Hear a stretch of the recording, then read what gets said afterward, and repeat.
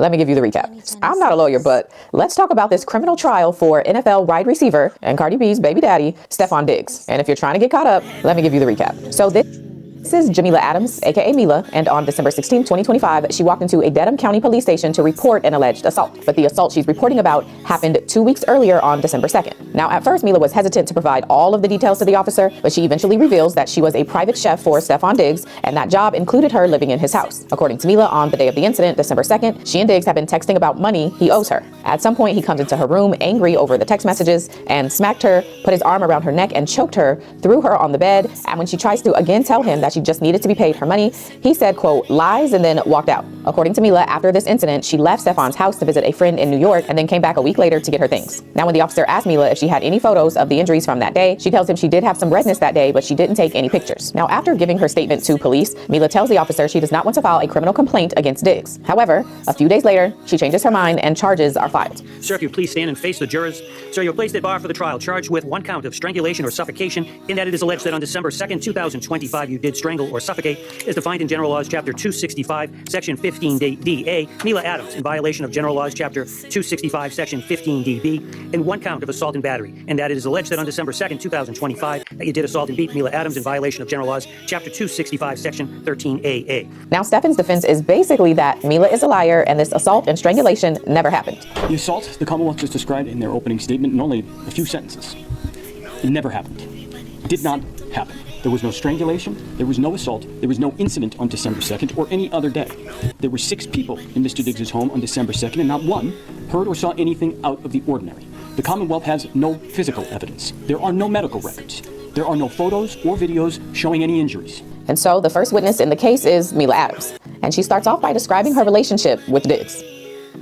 We met in December 22 through an Instagram message. He first wanted me to cook for him.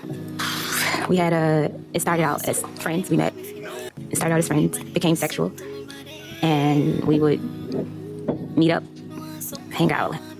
We decided I would come work for him like February of 2025. Were you going to be living with him? Yes. Mila says she started living in Diggs' house in July of 2025, and by November, there was an issue involving her and Stefon, which carried over to one of Stefon's other employees. An Instagram DM message was sent to his child's mother's friend, and this message was stating that I was telling his personal business of women that he was sleeping with that worked with us, that worked with me. I was confronted by Mr. Diggs if I said these things. Mr. Diggs had a ongoing sexual relationship with Lindsay Bolin, and this person, she didn't like me, the fact that I was in the house. So you mentioned Lindsay Bolin. Who's that person? Lindsay Bolin, it works for Mr. Diggs. She sent me a message first, per his instruction, and called me a name, excuse my language, you guys, a bitch, and she just went on and on and on in this message about me. Y'all thinking what I'm thinking? So that's Cardi, Mila, and Lindsay, minimum? So according to Mila, this issue between her and Lindsay leads into what happens on December 2nd. The background is Steph had previously planned for him, his staff, and his friends to head to Miami for Art Basel, or Basel, whatever it is. But because of the issue between Mila and Lindsay, Mila gets uninvited. And December 2nd is the day she and Stefon had a conversation about it. What were you doing that day? Mr. Diggs came downstairs. He asked me what was I doing for the week. And I asked him, oh, so you weren't going to tell me that I wasn't able to come to Art Basel? And he explained why, and it was because of the situation with me and the other coworker, Lindsay Bolin. I was upset with him, not upset at the fact I couldn't go to Art Basel. Me and him have a relationship for over 4.5 years. He could have told me weeks ahead of time, because me and his girlfriend, Cardi B, we were talking about having like outfits and stuff. It was like a whole thing being planned, and he just waited till the last day. You was planning outfits with Cardi while sleeping with Cardi's man. Child. So I was more upset with him not letting me know I wasn't going to come like at an earlier time. Did you receive any text or send any text to Mr. Diggs? No, the morning text that was in the morning. We had went back and forth. I was in the bedroom. Mr. Diggs, he comes in, he looks very angry. He was upset from the text exchange we were having. Was leaning against the dresser. He asked me to get up to come here. I got up off the bed and I came across to him and I stood in front of him, like I stood on the side of him. He was like, what was all that shit you was talking? And I was beginning to say, you said, and I couldn't finish my statement, and he smacked me. Right hand, right side of my face. You know, which part of your face got hit? The right side of my face. I went to try to like block him, like push him like this. And then what happened? And then he...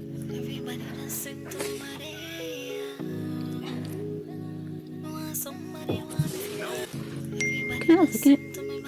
Can I have a second? Yes, you can.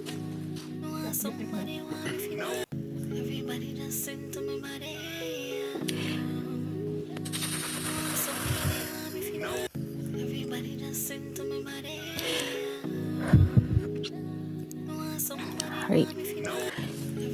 When I went up to push his hand, block him, block him, he took his arm and he came around my neck with the grip of his elbow around my neck, and he began to choke me, pressure on my neck with his elbow. You were facing him. He put his arm around your neck. Yes, he spun me around. He spun you around. I will have to show you more so than I can describe it. When he slapped me, I went to try to hit him back like this, and then it was like he tackled me, and got me to try to keep from pushing him or protecting myself. And he put his arm around my neck like this, and he was choking me. When we got to the side of the bed, I was pushing back. I started to do a move that I saw off of social media. He said to me, that shit is not going to work. So when you say you saw him, you tried to do It a was move. a defensive move where you try to put your hands underneath the person that's trying to choke you. It's like something I saw on a women's defensive page or something. And he said, that shit you see on Instagram is not going to work. And that's when he got tighter. The more I was trying to put his hand, he got tighter. And then I was pushing back. And then he fell down on top of me on the bed because I was on the side of the bed. And it was he was letting me, I guess he was about to let me go. But as he was getting up, he pulled my hair. And he was like, yeah, I thought so. He got up off the bed behind me, and he walked around the bed. I told him I still haven't got paid. He said lies. And he was like, so what are you doing? So what are you doing for the week? And I was like, I'm staying here. He said, I don't want anyone in my house. I don't want anyone here. I was like, okay, so who's going to get my ticket? He said, well, always get your ticket. And that's it. He walked out of the room. I looked down at my pants. I had peed my pants, and I had just came off my cycle, and I was bleeding really bad again. I guess because I was so scared, I changed my pants, and I cleaned up myself, and I came back in the room. And that's when I texted Sonny to get my flight.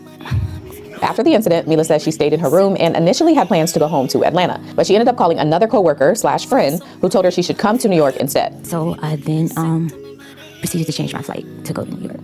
Did you see Mr. Diggs anytime after that happened that day? He was getting a massage, and I was leaving out. By the time I saw him, I was handing over birthday gifts that I had got. Handing out birthday gifts. Who were you handing out birthday to gifts? him. This is a gift that you had already purchased, or? Yes, I normally give him a birthday gift every year. And who did you meet up in New York City? Shy Charles. And she picked me up from the airport, and we went to pick up her friend, Talia. And then we went to her ex-husband's house to pick up something or to do something she had to do. We were there, we ordered wings and watched a movie, watched some videos. I didn't tell anyone there because they have their own interpersonal sexual relationship, so I would have never told her anything like that. I stayed in New York Tuesday to Tuesday, so 7 days. Now, while Mila is in New York, she starts reaching out to ask about unpaid wages owed to her. And who did you talk to Mr. Diggs directly, or did you talk to his finance people? Who did you talk to about this? It was a chain of command. I would talk to his assistant. But his assistant was under investigation for stealing watches and money, so I don't know if my thing... No, wait a minute. At some point, did someone from Mr. Diggs bring up a non-disclosure agreement? Yes, Mr. Diggs likes to abuse people and try to hide his abuse. That objection is sustained. That portion of the witness's answer will be stricken, and the jurors will disregard it. At some point, were you given some information about a non-disclosure agreement by someone who worked for Mr. Diggs? Hopefully she can answer. Yes. And when was this? A couple days after the assault. Now, shortly after Mila filed her police report, she sent over screenshots of text messages between her and Steph. But on the stand, Mila admits that she did delete some of those messages before she turned them over. I deleted messages because making the report to the police in my previous abusive relationship, Okay, Sam, stop. I'm telling you why. Stop. So they try that question again. Why did you delete those phrases when you provided those text messages to the Dedham police? Because when I was abused in my previous relationship, when I would say things, The objection is sustained. he would... The objection is sustained. There's no question there. Again, the jurors will disregard it. Sidebar. Respectfully, you can't talk about your previous abusive relationship during the criminal trial of another man. You literally can't do that. And so the prosecutor tries one more time. Why did you delete text messages when you provided them to the Dedham police? The fear of how it would be perceived. There you go.